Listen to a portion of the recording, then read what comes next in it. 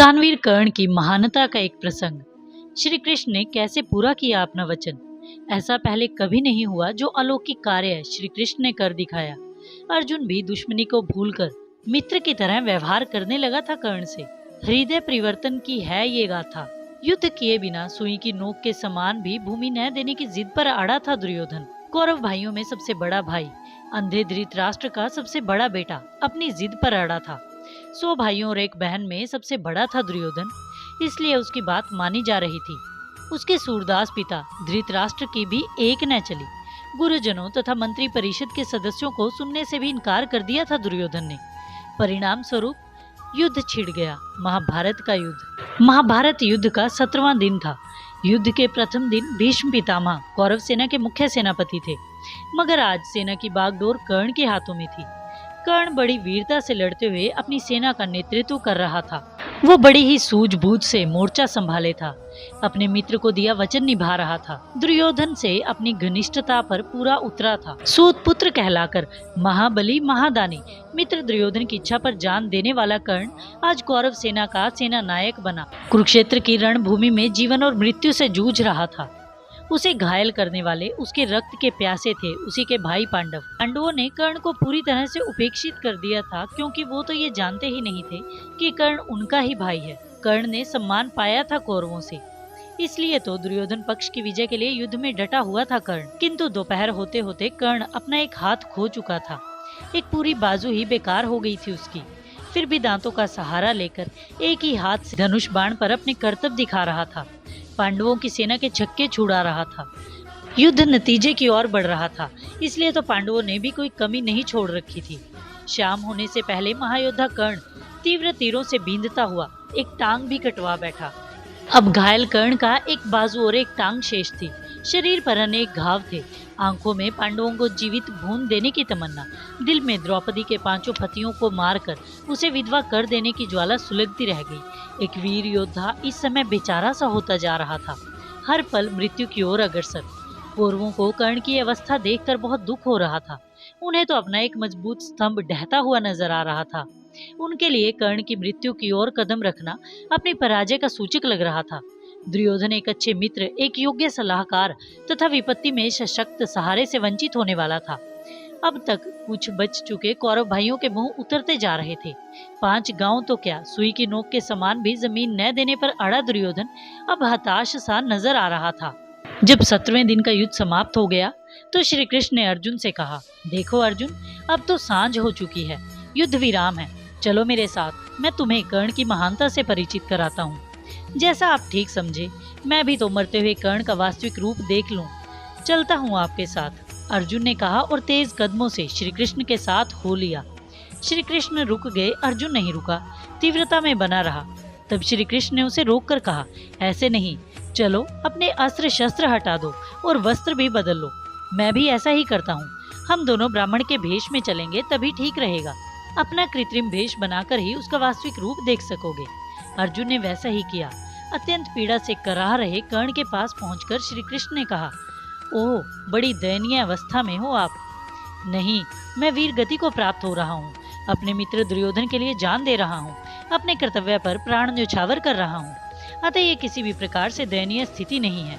एक योद्धा को जो मिलना चाहिए वही तो मिल रहा है मुझे। मैं प्रसन्न हूँ। जैसे जैसे मृत्यु करीब आ रही है, मैं धन्य होता जा रहा हूँ। कोई खेद नहीं है मुझे, अपने मित्र के काम आ रहा हूँ इसलिए। ए वीर, तुम जा तो रहे हो, मेरा रुका हुआ काम ही बनाते जाओ। ब्राह्मण बने श्री कृष्ण ने कहा, ब्राह्मण देवता कहें, मैं मृत्युशैया पर पड़ा आपके किस काम आ सकता हूँ। सुना है आप बहुत बड़े दानी हैं, दानवीर कर्ण के नाम से जाने जाते हैं। आपके समान पृथ्वी पर इस समय कोई दानवीर नहीं। जाते जाते हमारा भी कल्याण कर दीजिए। आप कहें, यदि मैं कुछ भी कर पाऊं तो यह मेरा सौभाग्य होगा। सिर से बहते खून को हथेली से रोककर कर्ण ने कहा, मैं निर्धन ब्राह्मण हूँ, बेटी का विवाह सिर पर है, कोई जुगाड़ बना नहीं है, साधन रहित हूँ। यदि आप सहायता कर दें तो मैं बेटी के हाथ पीले कर सकूं। हाँ हाँ अवश्य, बेटी की शादी के लिए तो कोई भी सहायता कर सकता हूँ मैं तो सहर्ष ही करूँगा।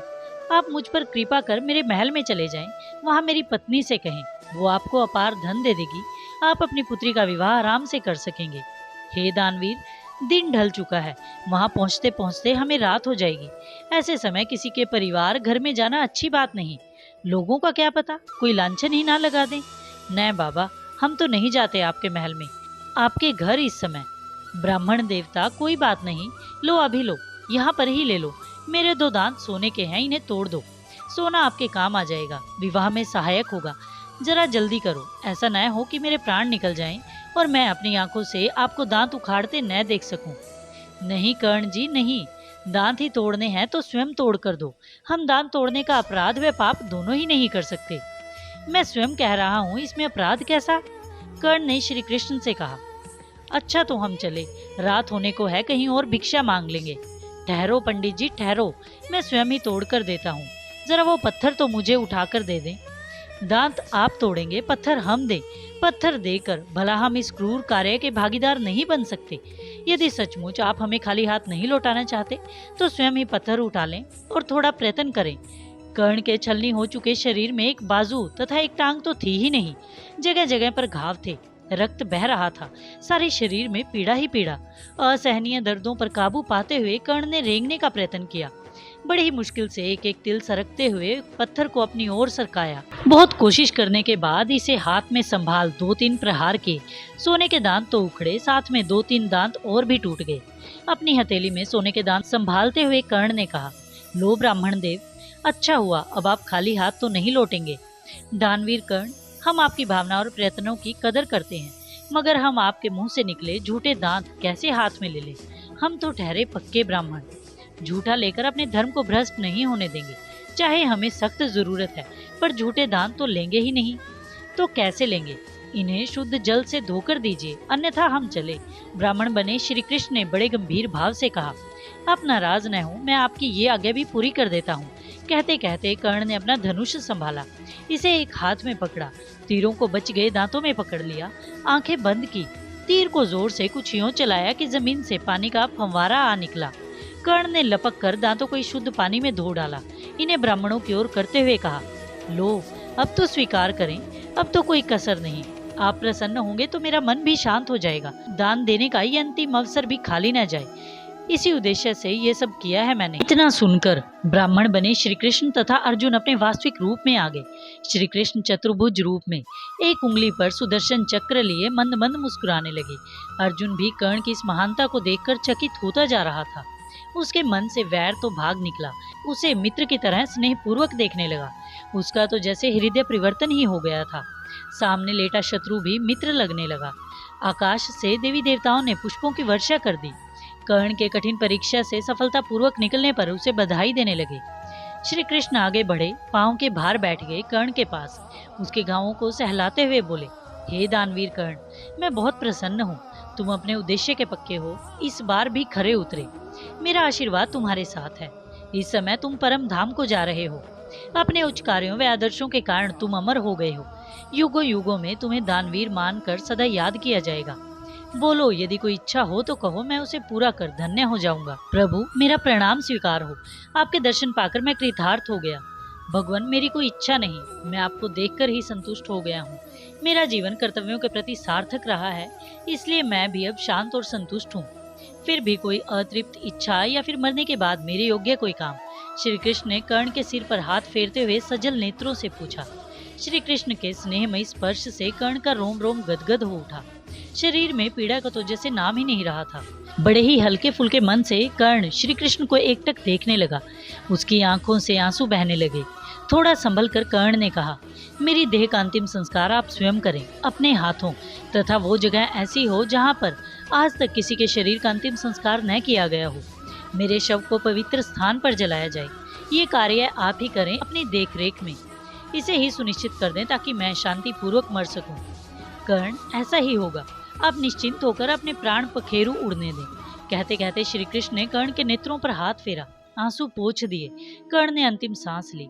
श्री कृष्ण ने उसकी पलकें बंद कर दी। हो गया एक दानवीर का अंत। तब श्री कृष्ण तथा अर्जुन ने झुककर मृतक देह को नमस्कार किया। अर्जुन, कहें प्रभु, देखा आपने कितना महान था कर्ण, इसमें कोई संदेह नहीं। मैंने कर्ण को जितना इस थोड़ी सी देर में समझा है, उतना तो जीवन भर भी न समझ सका।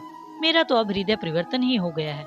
उसकी विशेषताओं को मैं नमन करता हूँ। अच्छा, अब इस शव के अंतिम संस्कार के लिए किसी उचित स्थान का प्रबंध करो। जो आज्ञा। मैं परंपरागत शमशान घाट को छोड़कर अन्यत्र प्रबंध करा देता हूँ। आप मुझे थोड़ा समय दें। इसके पश्चात अर्जुन द्वारा एकांत ढूंढा गया। वहाँ एक बड़ी चिता तैयार की गई। जब अर्जुन ने कर्ण के पार्थिव शरीर को वहाँ लाने को कहा तो धरती माँ से आवाज आई, हे धनुर्धर, इस स्थान पर तो आज तक सैकड़ों जीव देह त्याग चुके हैं। कुछ दबकर मर गए, कुछ को दबा दिया गया कब्र बनाकर, और कुछ का दाह संस्कार भी यहीं हुआ।